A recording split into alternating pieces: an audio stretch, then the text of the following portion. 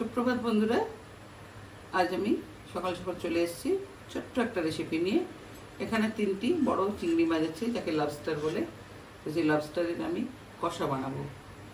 তার জন্য নিয়েছি এখানে 3টে বড় চিংড়ি, আর নুন হলুদ তো আছে, পেঁয়াজ বাটা, আর পেঁয়াজ আদা রসুন একসঙ্গেই বাটা আছে এখানে এই দুটোতে, লঙ্কার গুঁড়ো, ছোটো এলাচের বাটা, সর্ষের তেল। প্রথমে আমি একটু লবস্টারগুলোতে বা চিংড়ি মাছগুলোতে নুন মাখিয়ে দিচ্ছি।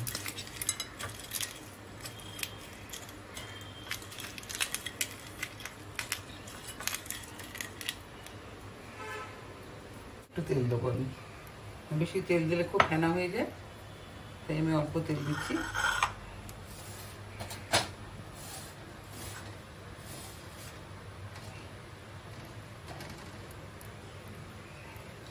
তেলটা গরম হয়ে গেছে, একটু হলুদ দেবো।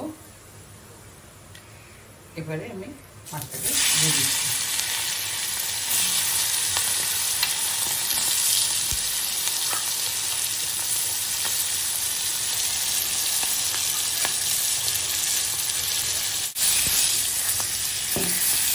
একটু উল্টো পাল্টে ভেজে নেবো মাছটাকে।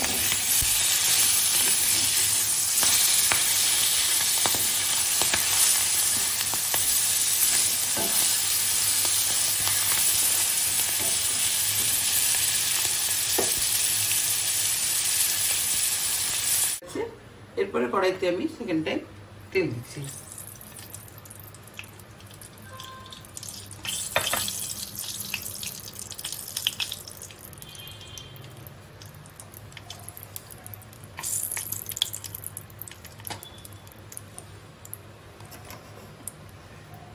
এখানে কোনো ফোড়ন অ্যাড করব না, প্রথমে জাস্ট একটু আমি হলুদ দেবো। হলুদটা আমি সবসময় কেন দিই আরেকবার বলি, যাতে কড়ার তেলটা না ছিটকে বাইরে আসে। পেঁয়াজ বাটা দিয়ে দিলাম,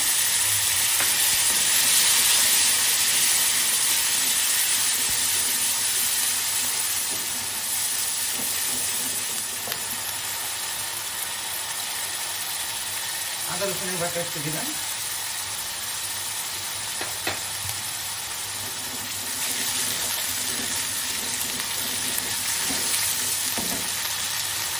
একটু পরিমাণ মতো হলুদ দিলাম,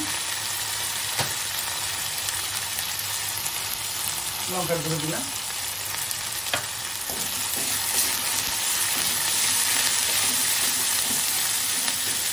এরপরে দেবো পরিমাণ মতো লবণ। এটা কোনো ঝামেলা ছাড়াই রান্না। একটু লবণ দিয়ে দিলাম, মাছে লবণ আছে, মশলার অনুপাতে লবণটা দিয়ে দিলাম, আর দিয়ে দিলাম ছোটো এলাচ বাটা।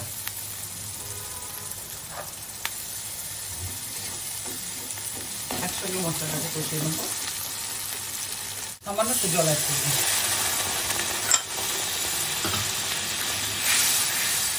এরপরে আমি মাছগুলো দিয়ে দেবো। এই মশলার সঙ্গে মাছটা কষিয়ে দেবো।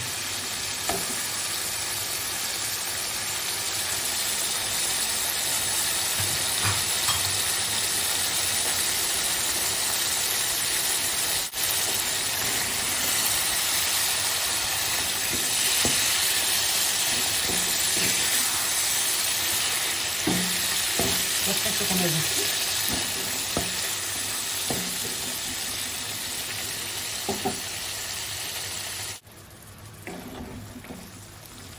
চিংড়ি কষাটা আমার হয়ে গেছে, এবার আমি নামিয়ে নেব। বন্ধুরা, আজ আমার উপস্থাপনা ছিল চিংড়ি কষা, মানে লবস্টার কষা। প্রথম থেকে শেষ পর্যন্ত রেসিপিটা আপনাদের সামনে তুলে ধরলাম। আশা করি আপনাদের ভালো লেগেছে, অবশ্যই ট্রাই করবেন, খেতে তো দুর্দান্ত লাগবে। আজকে আপনাদের কাছ থেকে আমি বিদায় নিচ্ছি। মিত্রের কিচেনে আমি সুতপা। আপনারা সুস্থ থাকুন, ভালো থাকুন, নমস্কার।